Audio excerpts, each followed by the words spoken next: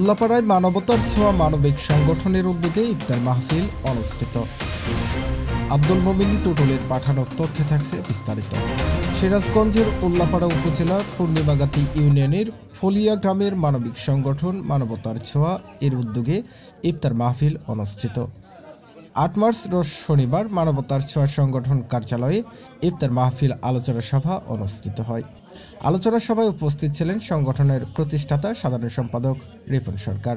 আরও উপস্থিত ছিলেন সহসভাপতি মোয়াজ্জেম হক, সহসাধারণ সম্পাদক আলামিন হোসেন, সাংগঠনিক সম্পাদক আসলাম আলী, কেশিয়ার মাহবুবুর রহমান মঞ্জু, মাওলানা আব্দুল হাকিম, আলহাজ হোসেন সহ এলাকার গণ্যমান্য ব্যক্তিবর্গ। ইফতার মাহফিলে মানবতার ছোঁয়া সংগঠনের উপদেষ্টা কে এম আরিফুল ইসলাম বলেন, মানবতার ছোঁয়া সংগঠনের নেতৃবৃন্দ যে উদ্যোগ নিয়েছেন তাদের এই উদ্যোগকে আমরা সাধুবাদ জানাই। এই সংগঠনের পক্ষ থেকে যে কোনো সময় সমাজের অসহায় হত দরিদ্রদেরকে সহায়তা করা হবে।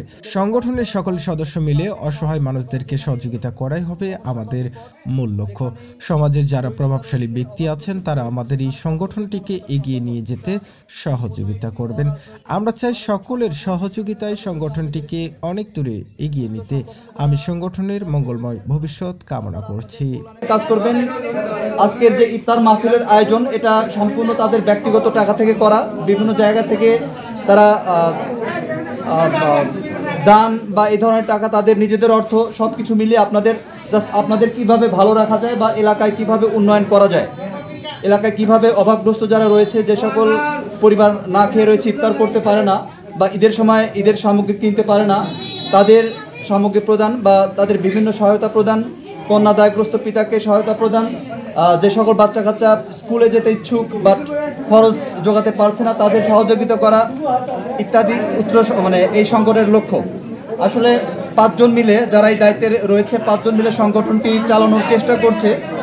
তো আপনাদের বৃহৎ পরিসরে এত কিছু করতে গেলে তাদের একটা আর্থিক মানদণ্ড প্রয়োজন হয়, তো যেটা আসলে তাদের সবার 5 জনের পক্ষে অনেকটাই সম্ভব না বা অনেকটাই কষ্টকর।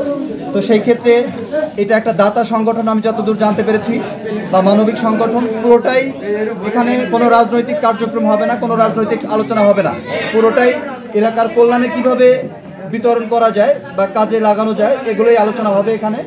এবং আপনাদের বিভিন্ন ধরনের দান যদি কারো থাকে, কারো জাকাত ফিতরা বা এগুলো যদি আপনারা করেন বা অভ্যস্ত আছেন যারা, তারা জাকাতের বা ফিতরার কিছু অংশ আপনারা এখানে দিতে পারেন। এটা আপনাদের কল্যাণেই কাজ করবে, গ্রামের